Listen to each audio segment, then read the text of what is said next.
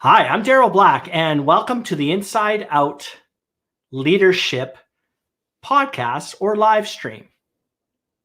This is episode number 26, and I'm really excited because the topic for this episode is the fact that leaders should not be the busiest, most hectic, running around like crazy people on the team. And yet that's kind of the belief that's out there. So by the end of this, we'll talk about why that belief is probably not correct. Well, why never mind, probably it's not effective in the long run as from a leadership perspective. And I'll talk about a different way of thinking about it that will actually allow you to be an even better leader and build the respect with the team, build trust, have a stronger, more cohesive team, really leading you from being just like a supervisor, not the somebody that's just kind of maybe going through the motions, so not necessarily a supervisor, but just somebody that's showing up and maintaining status quo, to a transformational leader, which is an inside out leader. I'm Daryl Black. I've spent, 30 years and counting in crisis leadership situations, to include hundreds of search and rescue missions, lots and lots of big scale, large scale disasters, high profile, high risk, things like Hurricane Katrina, Canada's two largest disasters. I'm here to help you take the lessons that I learned in those environments, and you can apply them to your personal and professional lives. And in terms of inside out leadership, it actually really comes down to leading from the inside out. And when my journey began, I didn't realize this. And over those 30 years and counting, I realized that effectiveness, not just for myself, but the many people I worked with. And I worked with absolutely amazing people, both in emergency services and also as a project manager with a large telecommunications company. I realized that those that led effectively, they led from the inside out. They controlled what happened on the inside, and then they were able to positively influence those on the outside. And that's really the premise of what inside out leadership is controlling what happens on the inside, positively influencing the outside. And as I said, it's a different way of looking at it. And I think it is the missing link with regard to connecting leaders and teams. And we're going to be talking a lot more about that on, in future episodes. But this episode is all about this belief, this kind of badge of honor that says, I need to be super busy. And I know that, when I worked for, the large company, and you'd run into people in the elevator, and the default answer, I said it, I heard it all the time. Hey, how are things going? So busy. That was a default. Even if we were just coming off holidays. Hey, how was your holiday? Oh, busy. So busy. And I get it. I totally understand it. Because sometimes you literally are busy. But here's the thing. We're conditioned to be thinking that the leaders, the people at the tip of the pyramid, if you will, should be like running around like crazy, running from meeting to meeting and staying late, showing up early, and basically just shuttling people in and out of their office and all of this mumbo jumbo, work hard till your eyes bleed. Well, that spills right over into the corporate environment with you as a leader. And we've been ingrained with that, whether it be social media or even within companies themselves. If I was to ever to hop on to an elevator and somebody said, hey, Daryl, how are things going? Oh, good. I'm just kind of bouncing around a little bit for the team and just being available for them. People would look at me like, what the heck is he talking about? That's crazy. Doesn't he have anything to do? He's not valuable. We're paying him too much. He doesn't care. He's detached. The list goes on and on. So the expectation is that we are busy as leaders and we should be busy. Well, and again, I get it. That's how we have been raised. And hard work. If you want to get ahead, hard work, put in the hours, put in the time, all those things. And in fact, we're rewarded for that behavior because we end up getting a cell phone, company phone. hey, congratulations, here's a company phone. What that means is basically you can work harder for longer and more hours and outside of office hours. So, and then if you don't do that, well, the expectation is that you do. And so maybe you're slacking, maybe you're not being a good leader, maybe you're being a poor manager. So I get it. I totally get it. But let's look at it a different way, shall we? When I look at, when say just for myself, and we deploy, let's say, to a large wildfire, for example. If I'm the section head, like I'm a department head, I see my job completely differently than I should be the busiest person on the team. And here's why I think that. This is why I approach it that way, is because I really have a good understanding of what the leadership position is all about.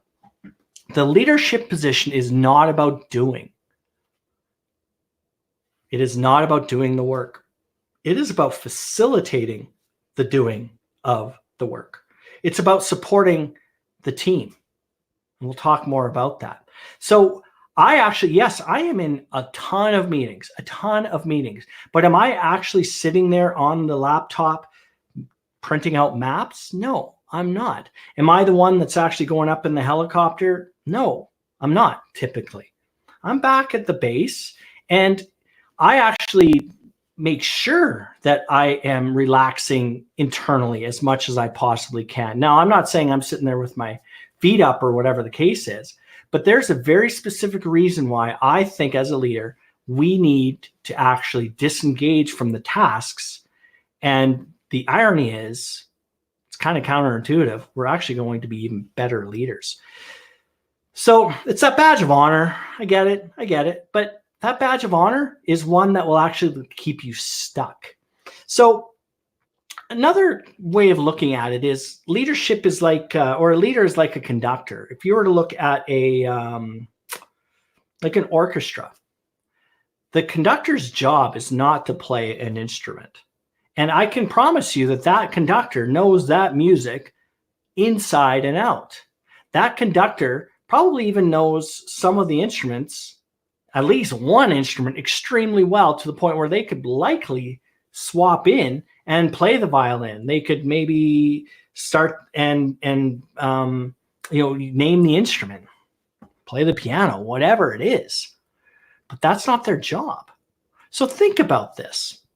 If that conductor was the best violin player in the orchestra, let's say, which often happens because in corporate environments, we promote based on technical expertise, right?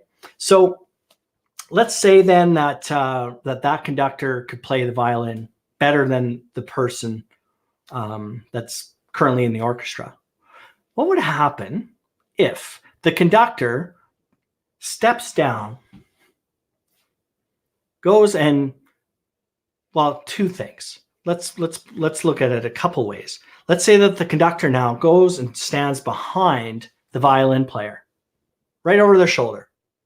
Okay, so replace violin player with employee or team member.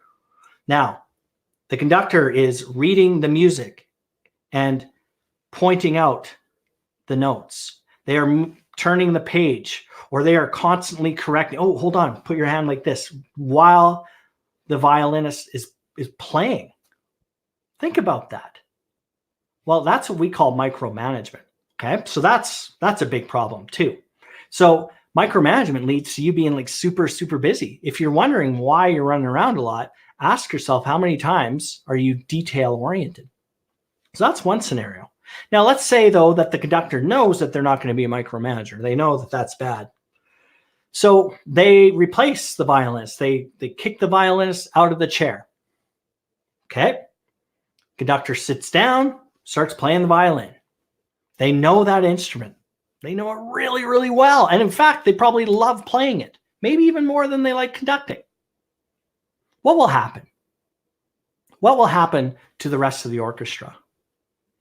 Yes, they will go through and they will be professionals and they'll do a really good job, depending on the caliber of the individuals. But will it be fine-tuned? Will it be coordinated? Probably not. Will people in the audience know? Maybe they will, maybe they won't. But chances are they will. And the product is going to be less coordinated. There will be less cohesion if that conductor is sitting in that chair playing the violin. Think about that. So now when you're doing work, essentially what you're doing is you're stepping down from in front of that orchestra, which is your job, which is to coordinate and lead, and you go and you sit down. Maybe it's to replace a violin player, or maybe it's to say, you know what, we need more violin players. We're running out of capacity there. And you jump in there and you pick up an instrument and away you go. That's a problem. That's a problem. And it's the same thing if you're working in an office. As a leader, you facilitate, you don't dictate.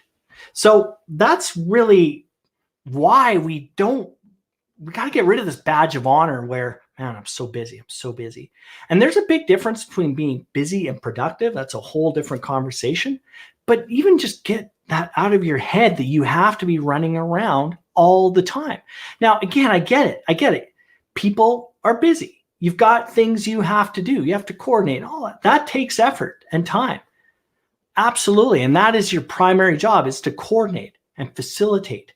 So the different way of approaching this is, instead of going from running around with your hair on fire from place to place to place and exhausted, think about it this way. The leader is that conductor. The leader is the conductor. You're not playing those instruments. You are making sure the entire orchestra, the entire band is doing what it needs to do from a macro level. That's your job as a leader. You're there to be anticipating problems, make adjustments on the fly, provide the resources. That's your job as a leader. It's not to play the instrument. It's not to draft up all those emails. It's not to do this. The list goes on and on. So thinking about how should leaders conduct themselves then, no pun intended, if you don't want, if I'm telling you not to do a whole bunch of work, well, then what should you be doing? Again, spending your time looking after the people doing the job. So doing things like sit reps, we call them. So regular check-ins with your team. And there's a couple of questions that we've talked about previously, and I'll continue to talk about. 2 questions. What are you working on? How can I help? Boom, boom, boom, boom. Bounce around at regular intervals. Support your team. Support your team. It also gives you what we call decisional space. If you're not running around like crazy, if you're not super hectic, decisional space is essentially, how many people have, probably all of you, you've gone on holidays and you've had an epiphany. Or you're in the shower, or you're doing something mindless, and then boom, an idea pops into your head. Well, there's a whole bunch of neurological subconscious reasons for that, but essentially it comes down to decisional space. As a leader, we get paid to make decisions. That's really what we do. Now, think about it. If we're sitting there drafting email after email after email, or if we're attending meetings with our subordinates so to watch over them or support them, you're not thinking the big picture. You're not thinking the big picture, so you don't have the decisional space. So an analogy would also be like headlights, right? So every vehicle has headlights, and envision the fact that maybe you are driving down the highway. And essentially when you are task saturated, right? You're doing a whole bunch of the tasks. You're not thinking bigger picture. Really, your headlights are on low beam and they're dirty. Probably. So you are not looking very far down that road. You're only looking to what is immediately in front of the vehicle. Well, that's great if you're a task worker, but not if you're a knowledge worker, or not if you're a leader. You need to be having the headlights on bright and cleaned off and be looking down the highway.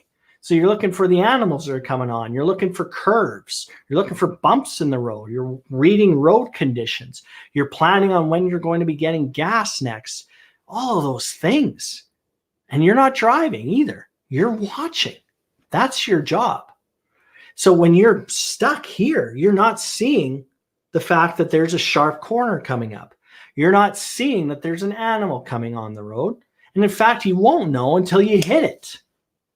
You won't know until you roll right off the end of that road because you missed the curve, because you didn't have time to make the turn and make sure that the team was with you. That's the problem. So that's why what we call decisional space, keeping in mind that it's a big part of leadership, is that decisional space and forecasting all of the issues that could be coming down the pipe. Now, those issues aren't just on the outside. Those are issues that are maybe you need to be watching for stress buildup on your team, or anxiety, or overload, or where team cohesion isn't there. Those are the things you're watching for. You're not making sure that this email goes out by 3:32. You're making sure that the people that you have on your team that you're supporting have what they need, that their needs are being met. And that includes the psychological needs. Making sure, are they taking the time off when they're on holidays? Are they on holidays, or are they actually just somewhere else but doing work?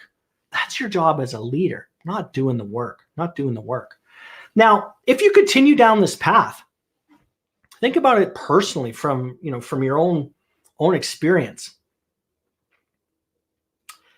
Think about it. At the end of the day, when you go home, are you peopled out? Guilty sometimes. You know what? Work would be great except for the people part of it. Totally get it. And the reason being is you're tired of everybody's crap all the time, right? You're tired of people not doing their jobs. You're tired of the workload and all these things. It's because you're in the moment. You're in reacting mode. And that's stressful. That's tiring. That's frustrating. You're absolutely going to get burned out if you aren't already. You're going to be overwhelmed if you're task saturated. You are going to be disconnected from the team. When you're doing all of the little tasks, you're not checking in with them. You're not asking the 2 questions. How can I help? What are you working on? You're not, because you're too busy. So you're not building a connection. You're not building any mutual respect because you're not dealing with anybody. You're just a group of individuals that may be sitting in the same location or sitting in the same spot in an org chart. That's not a team. And as a leader, it's your job to build a team and bring the team along and bring team members along and provide feedback and coaching and mentorship, not doing emails at 3:32, making sure it goes out. That's not your job. So you're overwhelmed. You're frustrated, you're tired, you're stressed out, you're peopled out. That's just you. And then you go home and you take it out on your family, right? Take it out on your dog. You're cranky, you're miserable, you're peopled out. You're not going to contribute, you're not going to volunteer your time to coach sports or Boy Scouts or Girl Guides or whatever that might be, because you're exhausted doing the actual work. There's so many reasons for you not to on a personal level. Now, what about from the team? Well, the team example, the team will be not functioning. It could be functioning, but not at an optimal level. Do you think that the team members will feel supported when anytime they try to book a meeting with you or go to see you, you're busy, your calendar's booked up? You're not there to support them. You're not there to answer questions. You're not there to remove barriers. How is that going to make your team feel? Members on your team are going to feel completely detached, unsupported. That's going to drive stress up. And then under stress, they're going to be making decisions out of fear and not empowerment. Also on the team, you're not going to be able to identify any maybe personnel issues between team members. Maybe there's some trouble brewing. I see this a lot because the leader is too busy head down, can't see the fact that Kathy and Katie hate each other's guts and they're not even talking. Or Billy and Benny, something like that, that they're not working, they're not functioning together, and they should be. You won't see that. That's a big, big problem. It's a big, big problem. Or you don't see the fact that Benny has so much work on his plate, and let's go Darren, sitting there, feet up, relaxed, loving life. Even though he looks across his cubicle, sees poor Benny buried. Darren's like, wow, he's sure busy. guess what? It's not up to Benny to solve that problem. It's up to you as a leader. But if you're not watching for those things, then you're going to miss them. And then pretty soon your team will start getting frustrated. Your team members will get stressed out. Your team members are going to be overwhelmed. Your team members are going to get burned the hell out, overwhelmed, all those things, all because you weren't looking on high beams. So that's the part of leadership that we often miss.